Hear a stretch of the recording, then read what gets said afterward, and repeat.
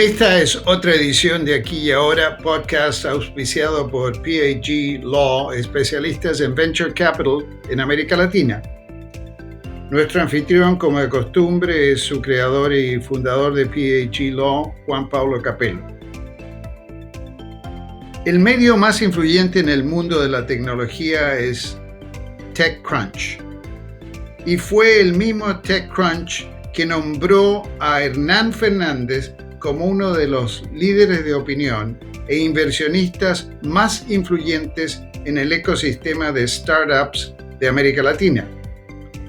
Poco después de regresar a México, después de obtener su MBA en MIT, la prestigiosa universidad en Estados Unidos, Hernán comenzó a escribir la historia en el tecno latino cuando lanzó Angel Ventures en el 2008 como plataforma para inversores ángeles. Angel Ventures ya cuenta con oficinas en Ciudad de México, en Puebla, en Sonora, Guadalajara, en Tijuana, San Diego, y es considerado como la red de inversores ángeles más relevantes de su país. Ya ha expandido a Perú y próximamente la noticia es que estará lanzando operaciones en Colombia. Aquí y ahora dejamos con ustedes a Juan Pablo Capello y a Hernán Fernández para conversar sobre diversos temas de interés para todos. Bueno, aquí estamos con el grande, con Hernán Fernández. ¿Cómo te va, amigo? Muy bien, Juan Pablo, tanto tiempo. Gracias por la invitación. No, por supuesto. Tenía muchas ganas de hablar contigo porque tú no sabes esto, pero te considero el hombre más brillante en el ecosistema tech en toda América Latina. Y te voy a decir por qué. Porque tú has sido capaz de ganarte una buena vida y tener tu buen pasar siendo un early stage investor en emprendimientos en América Latina. Y déjame decir que yo que he invertido en más de 30 emprendimientos que operan a lo largo de la región y he co-creado varias compañías, me saco el sombrero porque es realmente, notable que alguien logre ganar algo de plata más allá de hacer un bien social muy importante en el mundo del early stage, ¿no? Y justamente quería, por eso, entre eso y muchos otros motivos, quería hablar contigo.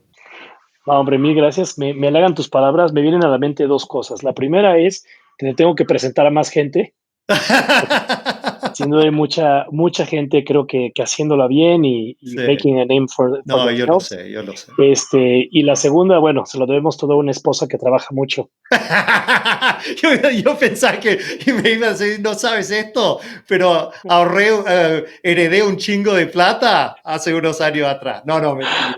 Ojalá fuera el caso, pero bueno, también es un tema de mucha persistencia, resiliencia, y sabiendo que es como el final del arco iris, ¿no? O sea, que está la vasija esta de oro al final del arco iris y pues te pueden tocar 10, 15, 20 años buscando el arco iris, ¿no? Y a veces Claro. encuentras algunas migajitas de oro, pero bueno, siempre tienes que pensar que el payout viene más adelante y hacer algo que te apasione.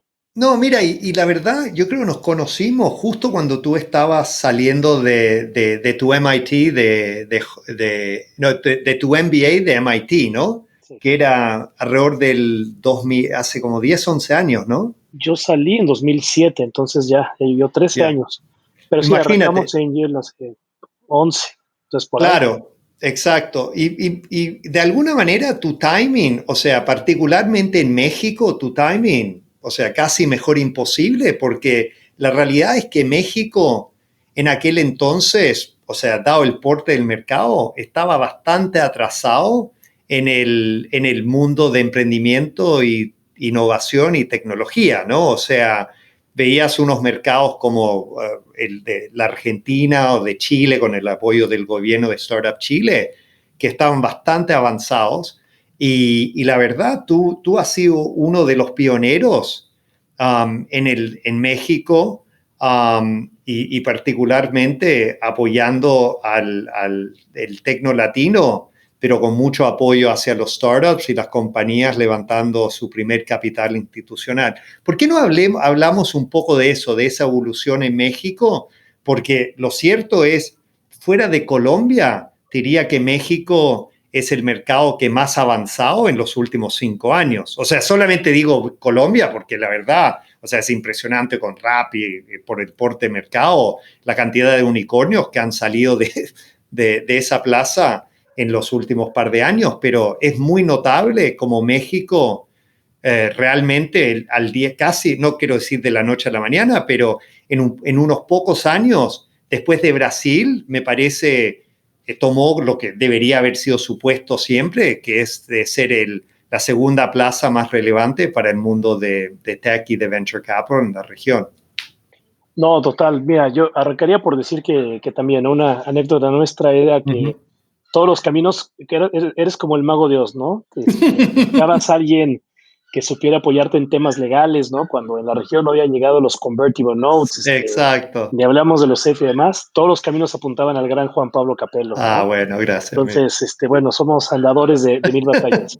Y bueno, sí, la verdad es que también, y bueno, vale la pena ahorita también hacer una traslación a donde estamos hoy con este tema de Claro. COVID crisis, pero pues Angel nacimos en 2008, ¿no?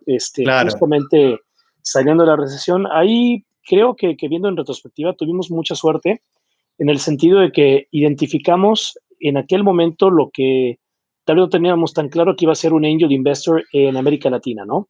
Claro. Mientras que en Estados Unidos, según el propio ACA y el Angel Capital Association, el 80% de los angel investors han sido successful entrepreneurs. Es claro que te encuentras con un clúster que son ex-employees de Facebook, de Twitter o de Google, que tienen stock options, que hacen mucha plata, que han trabajado muy activamente siendo, no sé, product managers o en los tech teams. Entonces, Pero han sido más entrepreneurs.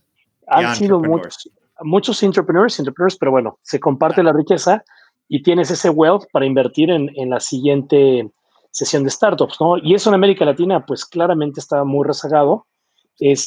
Pero bueno, el motivo al que yo lo busco también a la suerte es porque dimos con una generación, o sea, cuando estamos hablando en 2008, estamos dando con una generación que en 99 trató de ser entrepreneur. Y no sabes cuántas personas conozco de este vintage, ¿no? Y después del 99, que vino el .com, pues muchas de estas personas consiguieron un trabajo en el mundo real, pero se quedaron con la espinita de ser entrepreneur de alguna manera. Le quedaron con la pepa, ya. Exacto, los referimos a veces como closet entrepreneurs, pero te pones a ponderar un poquito sus opciones y se volvieron ejecutivos muy bien pagados, muy echados para adelante, con muchísimo drive. Entonces, como que de alguna manera se quedaron de reojo con el tema de ser emprendedores, pero su costo de oportunidad se fue por las nubes. Claro. Entonces, en 2008 nos encontramos con muchísimas personas que cuando dijeron, oye, hay un chico ahí que viene regresando de MIT que quiere hacer un club de angel investors. ¿Dónde? Preséntamelo, quiero hablar con él, quiero llegar con él.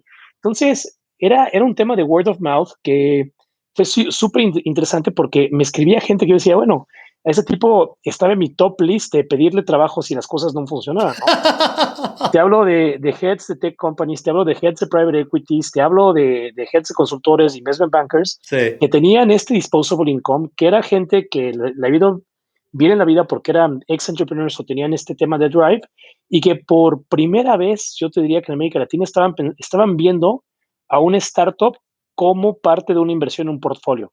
Entonces, creo que ahí dimos con algo que creo que no se había visto pues mucho antes en América Latina y fue un tema meramente de tiempo y generacional, ¿no? Porque estábamos hablando de estas personas que en el 99 tenían 20, 30 años, claro. vino la crisis, 10 años después ya se recuperaron de sus ahorros, el mercado, pues digo, a pesar de estar en crisis, ya está un poquito más estable que para el tema tecnológico, entonces se volcaron pues bastantes en masa para poder invertir en startups, ¿no? Entonces encontramos un nicho súper interesante y desarrollamos efectivamente el primer Angel Investor Network en México, professionally managed, ¿no? Que así lo mencionamos. No, es interesante porque la verdad, inspirado por ustedes, porque ustedes nos fueron a nosotros abriendo el camino, nosotros en Miami en el 2011 lanzamos Miami Angels, que antes se llamaba AGP, donde al día de hoy tenemos 120 accredited investors inversionistas ángeles que se reúnen una vez al mes para ver distintas oportunidades de inversión.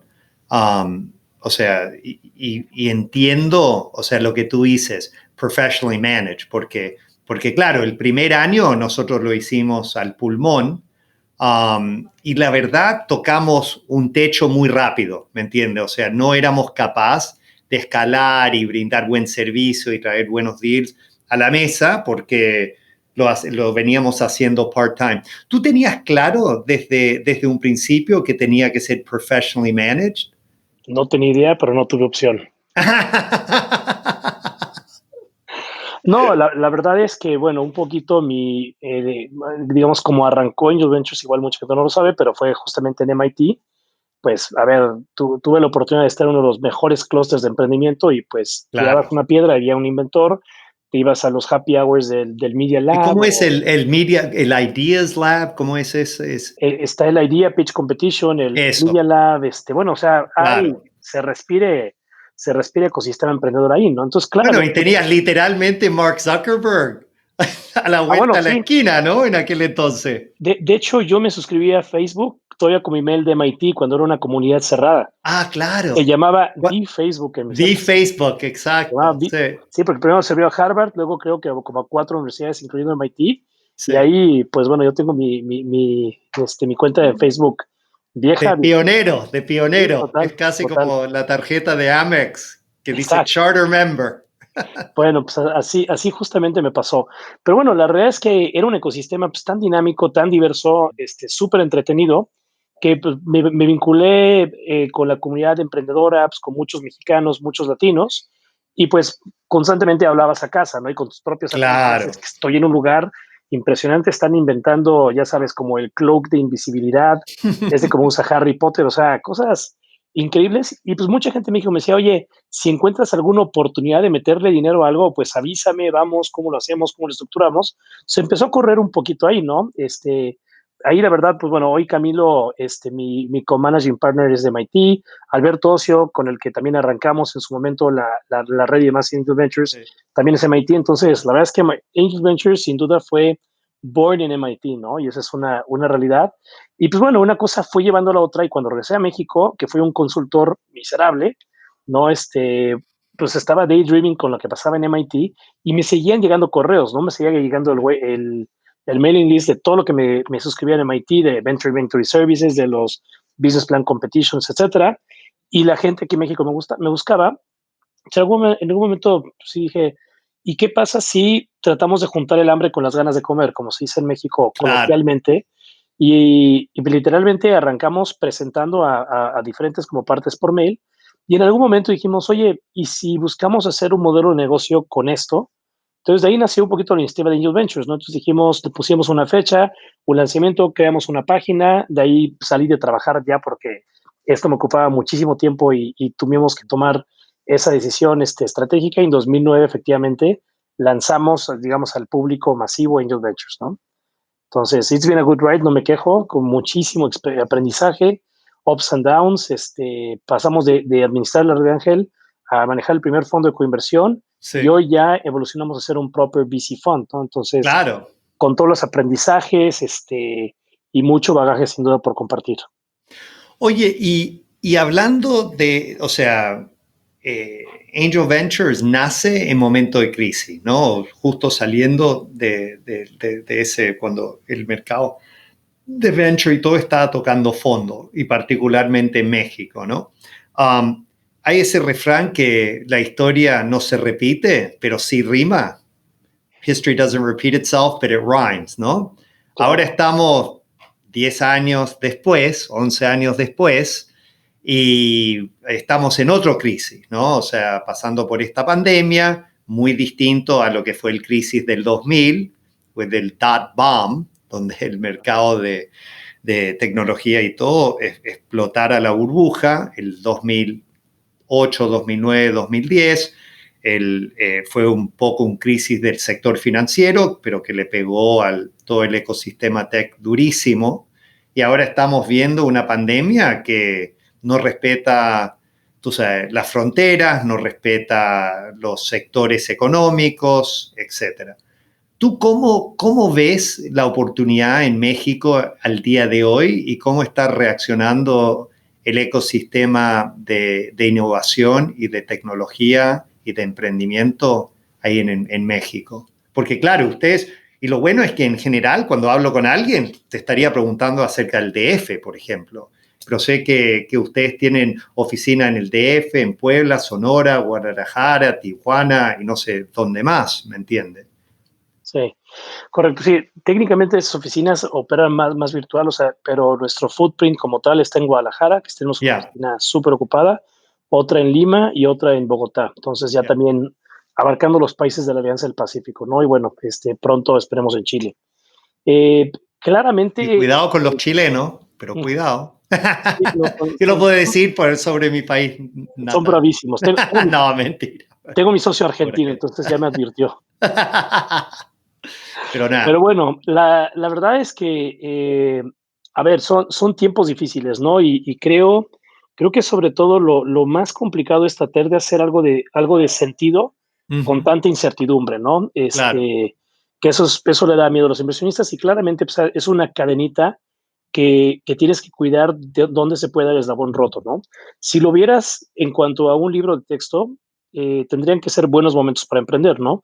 ¿Cuántas empresas, startups, pues no sé, los Airbnbs, los Ubers, los Facebook, etcétera, claro, justamente no han Twitter, nacido de crisis, sí. ¿no? Twitter, digo, tantos ejemplos que hay que no han crecido de la crisis. Y si te pones a pensar, a ver, en una crisis, las empresas grandes, desafortunadamente, recortan mucho personal, entonces es un Sí, talent pool que sale al mercado o que tiene que emprender, ¿no? Lo primero que cortan es R&D, marketing y innovación y se replegan mucho al core. Entonces es cuando startups bien fondeadas o con una buena idea, pues pueden empezar a robar mercado. Entonces aquellas mm, que efectivamente sobreviven, pues se vuelven tremendamente resilient y son aquellas que eventualmente pues la crisis tiene que acabar o tiene que salir, que empiezan a captar mayor atención, mayor capital y de ahí salen las grandes historias de éxito. Entonces, de alguna manera una crisis implica siempre oportunidad para las startups. ¿Qué creo que es diferente de esta crisis? Que es una crisis pues que pega pues, lo más duro, ¿no? En lo anímico, claramente temas de salud, pues todos estamos expuestos a las noticias de que si algo sirve o no sirve o que le encuentra alguna otra propiedad y que es muy difícil ver, o sea, qué drivers puede hacer la Fed o los bancos centrales y más como para reactivar esto, ¿no? ujú. Como emprendedor siempre tienes que ser optimista, entonces creo que en algún momento pues tenemos que ver la luz al final del túnel y ahí volverle a meter turbo, pero bueno, hoy no se sabe. El tema que es complicado es que pues, esto también afecta a las startups, claramente. Nosotros, dentro de nuestro portafolio, te diría que al 80% le está afectando. En mayor o menor medida, pero lo Interesante, está ya. afectando, ¿no? Yo creo que hay un 10 probablemente que no les afecta hoy puntualmente tanto y otro 10% que está viendo una oportunidad, o sea, temas de Claro, e-learning. Luego también cómo es la vida, ¿no? Pero fíjate, del fondo uno invertimos en empresas de realidad virtual, y de plataformas de colaboración en línea, que puta, ahorita estarían haciendo su wow, agosto, ya. ¿no? Entonces ahí estuvimos como 3 años too early, pero bueno, son empresas que ya cerraron, pero ahorita pues, te pones a pensar y Virtual Reality que tuvo su pico y funcionó muy bien y luego como que cayó de la gracia Silicon Valley, Sí, ahorita el core value prop se vuelve súper interesante. súper. Pero bueno, así andamos con los ups and downs, ¿no? Entonces yo creo que puntualmente en el caso de México, esta escasez de capital sí va a afectar en varios sectores, va a afectar a varios startups, va a afectar a varios otros fondos de VCs. Creo que también hubo un incremento, digamos, por un poquito por políticas públicas, porque, pues, digamos, se calentó un poquito el mercado con la entrada de SoftBank y demás, Sí, donde en su momento hubo 55 fondos de VC en México, ¿no? Que cómo pasas de 5 a 55 en 4 años, tal vez no es justificable. Creo claro. que el equilibrio tendría que estar tal vez en 15 y 20 y habría que ver quiénes de esos 15 o 20 son los que, pues digamos, en un entorno como pueden sobrevivir, ¿no? Creo que hay buenos fundamentals, hay un mercado mucho más maduro, hay startups que ya están unicornios o llegando a unicornios, Sí, por supuesto.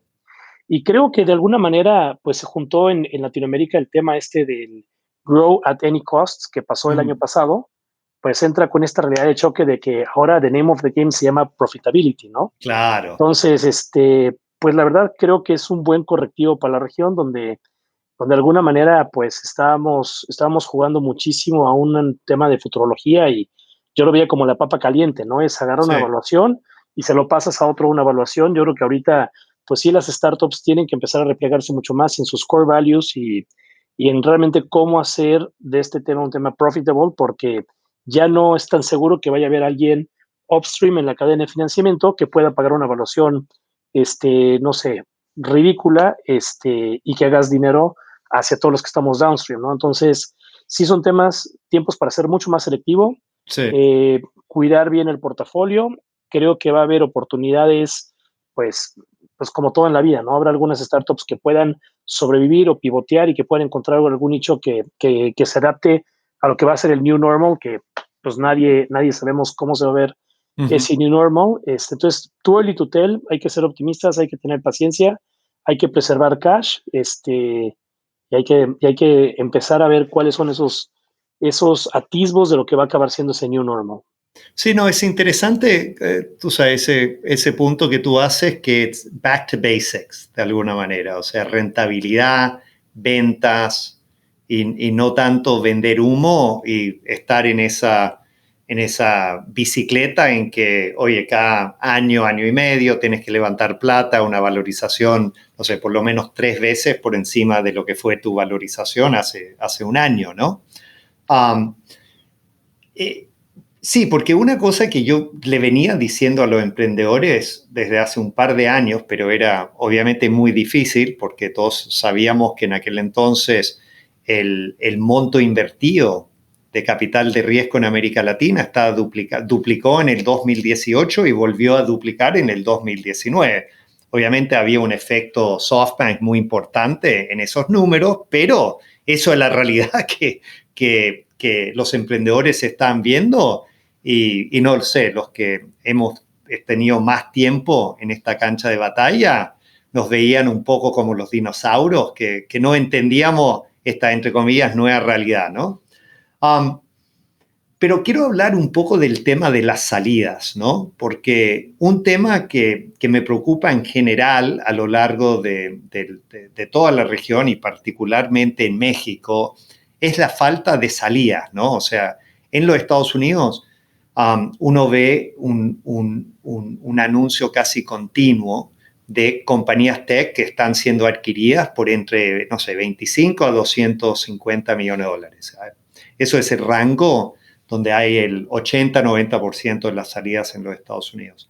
Siempre me ha parecido en América Latina deberíamos crear compañías que si las cosas van bien, pero no súper bien, que las podemos vender a grupos económicos locales o multinacionales en entre 10 a, no sé, 50 millones de dólares. Si el número de los Estados Unidos es 25 a 250, yo digo, bueno, tropicalicemos ese número a 10 a 50 millones de dólares. ¿Te parece que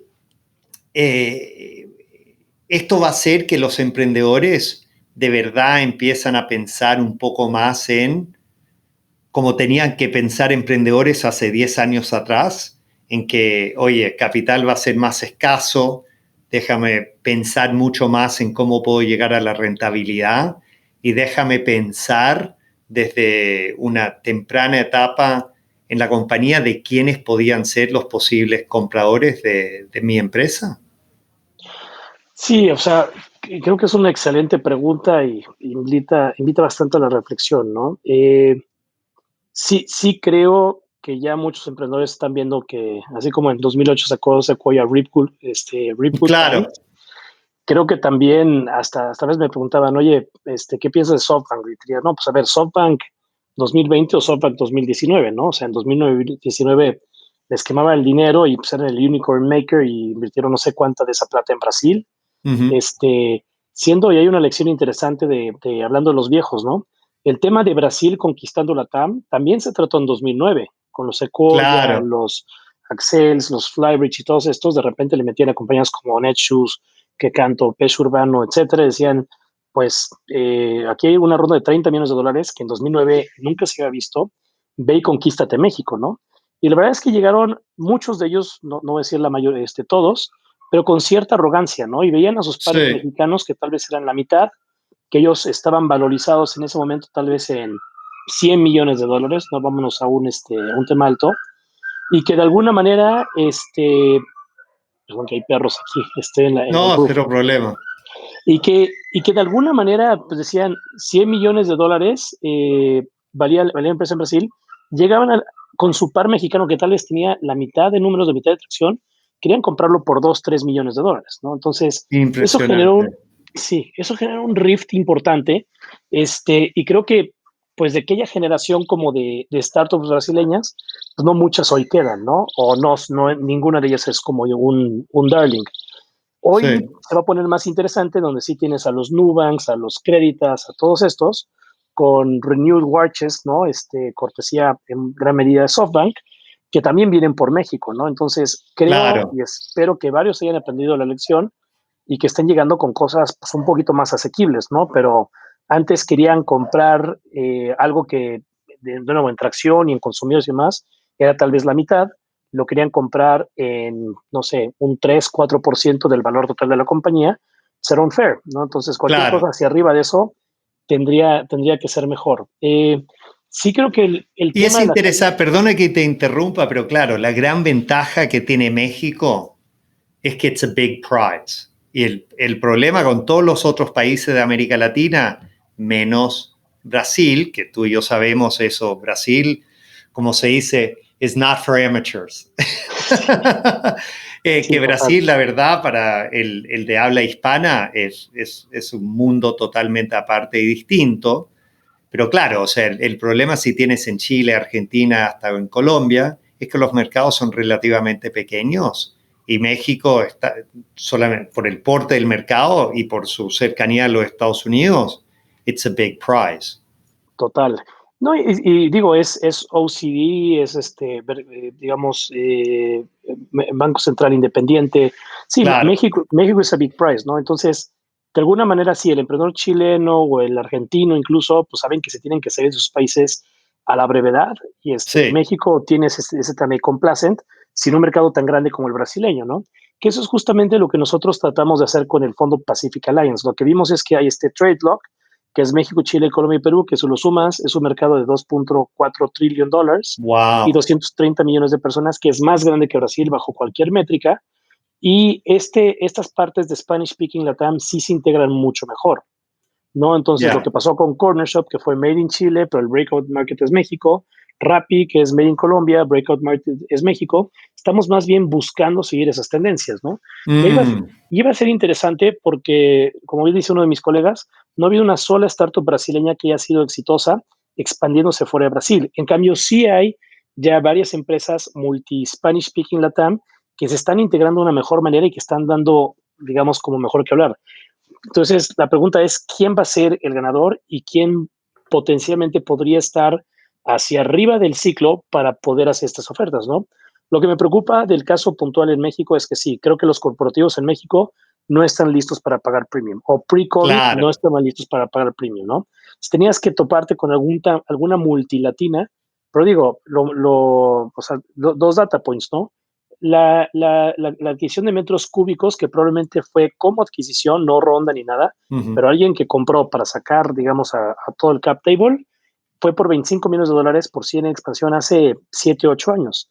Y la última que más o menos se habla, mucho a tu punto, fue la de OpenPay por BBVA, que se habla que fue como por 16 millones. O sea, claro, entonces, eso no te alcanza ni para salir en TechCrunch, ¿no? Da pena. exacto, sí. Entonces, sí ha habido salidas a O nivel sea, el punto rondas más es, claro, grandes. el punto es si tuviéramos 50 de esos al año, estaría Uf, bien, porque si bien individualmente no muevan la aguja en su conjunto, pero claro, o sea, o sea, dicho de esta manera, y tú sabes, yo fui uno de los socios en Patagon, el problema es que 20 años después se sigue hablando entre los casos de éxito, se sigue hablando de Patagon, de Mercado Libre, que sí, obviamente ha escrito es él. historia y qué sé yo, ¿No? pero la verdad, o sea, yo hubiera esperado 20 años después de que hubiera habido 15 Patagones y 5 otros Mercado Libres, ¿me entiendes? Y eso va muy en línea con lo que tú estás diciendo. No, sí, sin duda, ¿no? Entonces, está faltando que creo que los players locales no están dispuestos a pagar los premiums. Ujú. Te ven una transacción financiera total, no hay un tema estratégico y literalmente pues comparamos manzanas con manzanas en cuanto a ventas, ¿no? Entonces, si no hay un premium, pues la verdad es que creo que los fondos de VC estaríamos haciendo mal si pensamos que el incumbent local es el que te va a hacer la compra, ¿no? Multilatina es un poquito mejor. Ahora, lo que sí vimos como una oportunidad es que cada vez hay grupos que quieren entrar a la región, muchos en Asia, muchos en Estados Unidos, muchos en Europa, y muy interesantemente, cada vez más vemos el tema como de South to South, ¿no? Hemos hablado con grupos de la India que quieren hacer adquisiciones. Interesante. Hemos hablado con grupos en otras partes, digamos, de este South to South, que están abriendo un poquito más el mercado de estas adquisiciones, que para nosotros eso es un súper game changer, ¿no? Entonces, creo que por ahí va la cosa. Y otra cosa que sí abrió el tema del COVID es, por ejemplo, tenemos algún par de posiciones en e-commerce y se nos acercaron grupos locales que están siendo literalmente masacrados por el COVID porque sus capacidades de e-commerce estaban en el año del caldo. Entonces, ahorita sí estamos teniendo discusiones más interesantes en cuanto a un potencial merch evaluación, pero es porque les agarraron las prisas, ¿no? En ese sentido, entonces, eso creo que hay un meme que está circulando mucho por México, ¿no? Que le dice, a ti, empresa, ¿quién es quien realmente ha empujado no sé, tus capacidades digitales, ¿no? ¿El CEO o el CTO, sistemas, el board o el COVID? El COVID, ¿no? El COVID está empujando a todo mundo a ser mucho más digital. Sí. Entonces, creo que es un momento interesante para ver qué startups podrían trabajar con incumbents locales, pero nuevo, buscando un fair deal, ¿no? Porque si nos salen con una oferta como la que hubiéramos esperado hace 2 años, pues digo, no, preferimos seguirla fondeando porque creemos que va a haber un mejor mañana. Pero bueno, o sea, esperaría que ese tipo de integraciones podrían empezar a funcionar. Sí creo que Latinoamérica es un buen price, lo que pasa es que nadie ha sabido cómo atacarlo. Entonces, o se van con Brasil y se quedan solo con Brasil porque expandirlo de ahí es difícil, o como bien dices, todos los demás mercados son relativamente chicos y México inclusive no es un second best, pero creo que si podemos hacer que startups de diferentes partes de la región empiecen a trabajar entre sí y empezar a hacer startups multilatinas, tendríamos algo muy, muy poderoso. Sí, muy y una última cosa que también diría es que sí estamos viendo mucho interés en lo que llamamos como South to South, ¿no? Y bueno, muchas veces ya dicho, ¿no? Y por ejemplo, tenemos varias empresas de movilidad. Estamos en Urban, estamos en Mi Águila, que es transporte de pasajeros. Sí. Que es un modelo que en Estados Unidos estaba Chariot y demás y que no funcionó porque pues, es tan fácil y tan barato adquirir un auto. Hay ciudades que literalmente o tienes un gran transporte público, una ciudad en Texas, necesitas un auto. Entonces, no hay esos como temas in between, ¿no? En cambio, en algo como la Ciudad de México, en alguna de las 60 ciudades en América Latina que tienen más de 1 millón de personas, este tipo de cosas donde estás muy por encima del transporte público sin llegar a ser un auto, hacen mucho sentido. Y para sorpresa de nadie, son los modelos de negocio que también están en boga en lugares como Istambul, como El Cairo, como Yakarta, como todas las ciudades de la India. Y entonces las empresas más grandes de esta vertical, y es una tendencia que vamos a ver cada vez más, no están en los mercados desarrollados, están en mercados emergentes. Eso se va a poner súper interesante, porque yo sí creo que el tema del binary outcome, ¿no? El que realmente le peguen al 5G y demás, pues va a pasar en Estados Unidos, en Israel, en China, en algunos otros mercados, ¿no? Pero, ¿qué va a pasar con aquellos que son Technology-Enabled Business Models? Va a empezar a haber un shift hacia nuestro tipo de mercados y va a ser muy interesante ver esos unicorns que empiezan a hacer más integración, que no, puede salir de la India o de Indonesia o de Brasil o de México. Entonces, estamos muy enfocados en encontrar cuáles son esos business models que viajan bien por medio de estos mercados emergentes. Me encanta lo que estás diciendo porque seguramente no te vas a acordar, pero me acuerdo hablando contigo hace 6, 7 años atrás en el pasillo de una conferencia acerca del hecho de la cantidad de los proyectos que tú y yo veíamos que estaban enfocados en el top 0.01% de la gente más adinerada de la región. Y tú y yo, o sea, yo que no me queda pelo, ya me estaba jalando los pelos, los pocos pelos que me quedaban en aquel entonces, diciendo, ¿por qué nuestros emprendedores no están tratando de solucionarle los problemas a la gran masa de consumidores en nuestros países, ¿no? Y como tú bien dices, o sea, para mí la gran oportunidad en América Latina por muchos años era, sí, ¿por qué México no se convirtiera en un big prize? Pero el otro big prize que yo veía era toda la clase media, media baja. No sé si es el bottom of the pyramid, pero esa gente que cada vez más tienen un poder adquisitivo más relevante.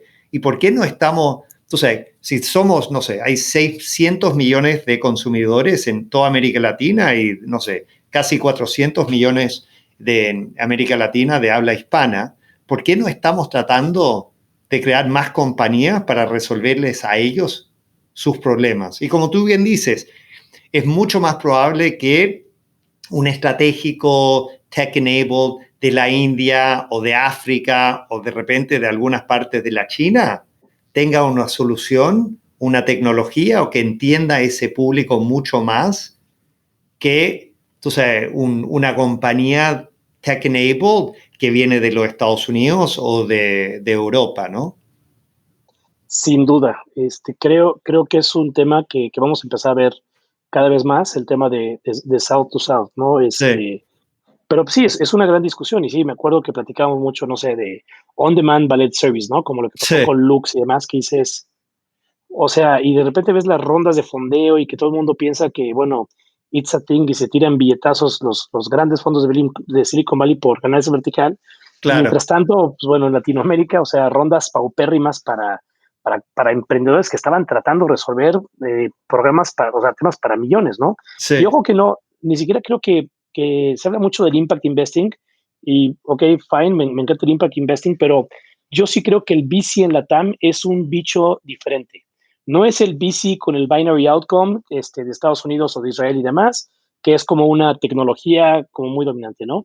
Tampoco es impact investing en el sentido de que solo vayan a ciertas verticales. Hay mucho in between. Y lo sí, que creo que ha pasado es que no se ha encontrado una buena definición para lo que es el venture capital en América Latina o en emerging markets, ya. donde va claramente muy consumer driven. Y creo que lo que va a empezar a jugar también ahí interesante es el tema de los city plays, ¿no? Se ha hablado mucho que hacia dónde va esta nueva globalización y demás, y que va a ser más un tema de ciudades, y eso es interesante, ¿no? Porque, no, el consumidor de Ciudad de México, y cómo está armado Ciudad de México, estoy seguro que es muy similar a Yakarta o seguro muy similar a Mumbai. Entonces, pues, temas como mobility, como algunas Sí. cosas que empiezan a funcionar muy bien a nivel ciudades, creo que se va a hacer como ese, como clúster o cierto sabor por ciertas ciudades de la TAM y vamos a ver cómo nos va en la escala mundial. Oye, y pensando un poco hacia el futuro, ¿no? No te voy a preguntar, o sea, la verdad, nadie sabe lo que va a pasar en los próximos 6 meses, un año. Pero aquí a 3, 4 años, o sea, ¿cómo tú crees el ecosistema de tech y emprendimiento e innovación en México va a ser distinto a lo que fue hace unos meses atrás? Mira, yo sí creo que va a haber una consolidación de jugadores, esa sería la Ujú. primera. Ya, De nuevo, de tantos fondos va a haber menos. Urge crear esas salidas, como bien dices, ¿no? O sea, siempre decimos entre fondos. A ver, el primer fondo, pues es un poquito como el Hail Mary, sí, ¿no? claro, Segundo fondo, tienes que tener una buena historia que contar.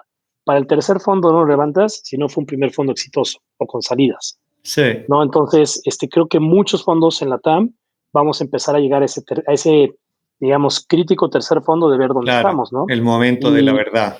y de nuevo, el segundo fondo lo levantas con una buena historia. El tercer fondo, todo te va a decir, ok, ¿cómo te fueron los retornos del primer fondo? Entonces, va a ser interesante ver también, o sea, qué tantos por temas de COVID y qué tantos fondos, colegas, por temas de performance no llegan a hacer ese cote. Entonces, creo que consolidación va a ser una. Creo que también este hype que hubo de la TAM de los años pasados, vamos a ver quién está en esto for real, ¿no? De hecho, nosotros ya Claro, arrancamos a hablar con muchísimos fondos que habíamos visto y que hemos conocido en conferencias, con una encuesta bien sencilla. Nos echamos media hora a decirle, oye, la TAM for real, ¿no? Muchos sí nos están diciendo, sí, vamos for real. Hay unos que nos dicen, sí, porque yo estaba antes de la crisis y voy a estar después de las crisis, ¿no? Y sí ha habido un par que nos han dicho, bueno, vamos a hacer un poco replegar al core strategy y demás, y seguiremos viendo la TAM opportunistically, que eso te claro. quiere decir como No, ahorita, no, eso tú y yo sabemos, eso. sabemos exactamente qué pasa con el Claro, opportunistically, ¿no? Pero bueno, entonces, porque sí creo que va a ser muy importante el tema de coinversión.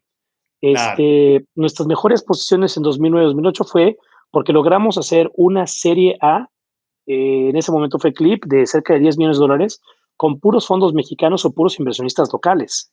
Y de ahí vino GA y SoftBank, que bueno, es el monstruo que ya conocemos, pero en su momento el tema de coinvertir fue súper importante. Y sí creo que ahorita, ante este tema de consolidación, hasta este tema de que, pues no sé qué vaya a pasar con SoftBank, pero no puedes jugar todo un solo caballo, qué va a pasar con Series B y Series C. Creo que llegó un momento otra vez en donde, pues, friendly approach con fondos locales, extranjeros y demás, es decir, si compartimos el pedazo de pastel, podemos hacer que esta empresa sobreviva mejor, o que si necesita levantar una serie B, e igual entre nosotros podemos chip in y ayudarle un poquito a que eso subsista y que encuentre potencial. Entonces, ahorita tenemos más que nunca puesta la cachucha para el tema de coinversión. Oye, amigo mío, eres una luz en estos momentos de guerra, weón. Estoy tan agradecido de haberte conocido hace más que 10 años, que tú has estado ahí tratando de apoyar todo el mundo de early stage investing en México y a lo largo de la región, en Colombia, en Perú, en Chile, ojalá próximamente. Obviamente en Miami hemos tratado de también, o sea, mejorar las cosas para crear un ecosistema a los cuales los inversionistas ángeles estuvieran dispuestos a aportar. O sea, muchísimas gracias por habernos abierto el espacio hoy día. Oye, una última pregunta antes de concluir. ¿Qué mensaje le quieres pasar a los hinchas del Tecno Latino aquí ahora para que mantengan el optimismo y la fortaleza en estos momentos difíciles? Pues mira, claramente que tiempos de crisis son tiempos de oportunidad, que tienen que afinar esa pluma y tener eagle eye para detectar esas oportunidades, pero que claramente aquí es cuando nacen los valientes y cuando se hacen las historias de éxito de las cuales nos harán sentir orgullosos a todos. Yo no había escuchado ese refrán. Aquí es cuando nacen los valientes. Puta, weón. O sea, eso me encantó. Bueno, con eso te mando un gran abrazo virtual por ahora y espero poder darte un abrazo de oso. Total. En vivo, en directo, dentro de un par de semanas y un par de meses. Listo, amigo. Chao, hasta luego. Pablo. Este fue otro programa de Aquí y Ahora, auspiciado por PAG Law, especialista en Venture Capital. Hasta pronto.